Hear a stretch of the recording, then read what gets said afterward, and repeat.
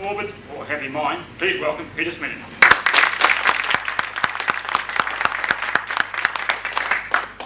Ladies and gentlemen, have you heard the latest news? No, of course you haven't. After all, as we are gathered here in a circle of supporters and friends, at this moment we do not care about the news out there. However, I've got news for you in here. My talk tonight centers around one topic, the news.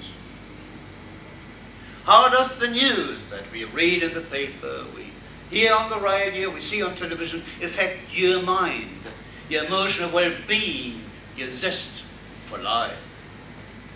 Secondly, is the news giving us a true and balanced picture of what the world is about? And thirdly, what about us? How do we react to the news? Do we have a choice?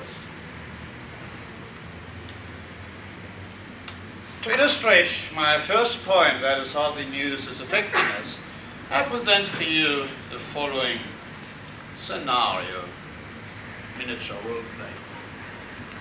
As you're sitting at the breakfast table, you're opening the morning newspaper. So what do you find? In Brisbane, a gunman held up a service station and got away with a small amount of cash. Heavy guns continue to shell the capital of you can't pronounce the name, but in Melbourne, police shot a gunman who is now in hospital under guard. Guns.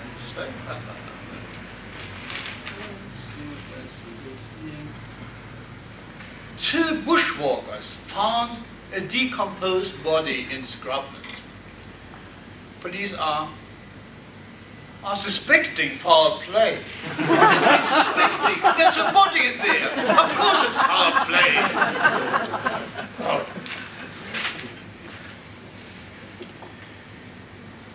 A 30-year-old woman, while her husband was asleep, took a razor blade and cut off his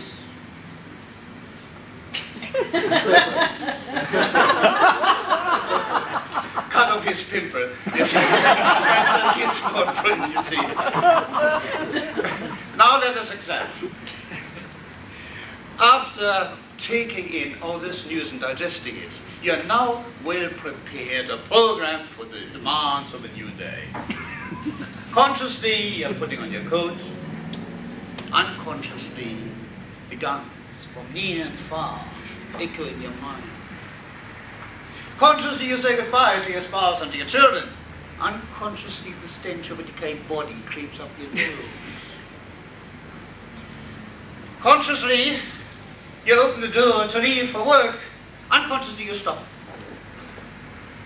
You feel yourself all over to make sure you're still complete. But now let us examine is the news giving us a true and balanced picture of what the world is about? And the answer is no. The news, ladies and gentlemen, is the 1% sordid, morbid miseries in the world. Reality, the 99%, doesn't get into the news. What is reality? Reality is we live in a free and progressive country. We live on the most hospitable planet, possibly most likely in the universe. We have freedom of speech, we have the right to vote, we have freedom to eat, enough to eat, we have freedom of religion. Any attempt of completing this list would take us until tomorrow morning. So quickly to my last point.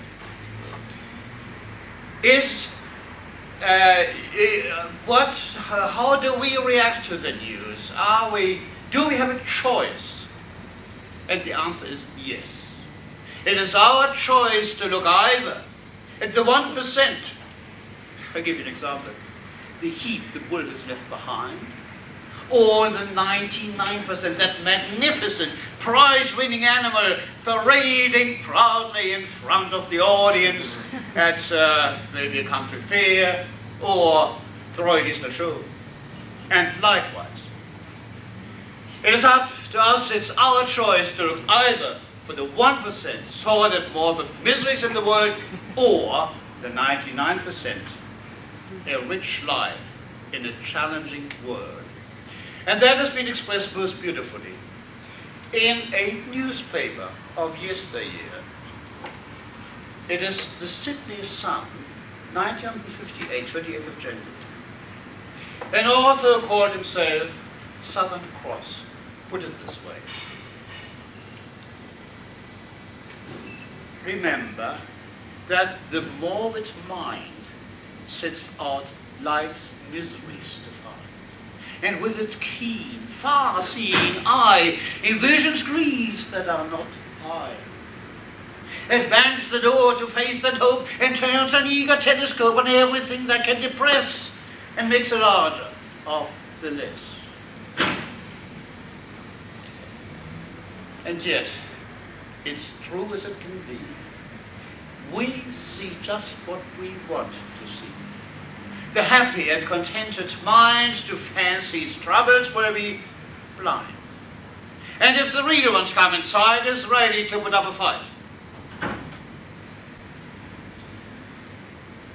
We choose, just as we are inclined, a morbid or a happy mind. On this chair.